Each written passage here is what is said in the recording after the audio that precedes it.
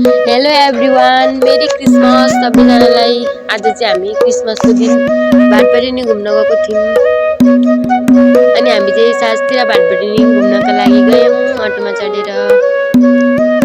सुरुमा चाहिँ रोड त्यस्तो भिड थिएन, तर एकछिनपछि भाटपाडा पुग्नुभन्दा अलिक अगाडि त यति धेरै भिड थियो।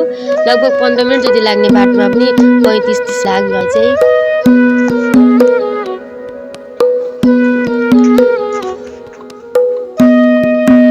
भाटपाडा अगाडि मेला लागेको थियो पुरै।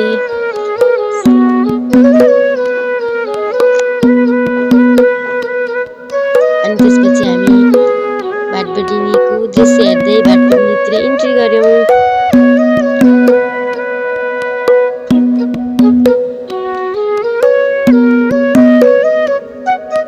सबैजना फोटो खिचाउनुहुन्थ्यो, तर त्यो क्रिसमसको ट्री चाहिँ बनाएको थिएन। अनि हामी तल माथि सबैतिर घुम्यौँ अनि घुमिसकेर आयौँ। Okay guys, by by.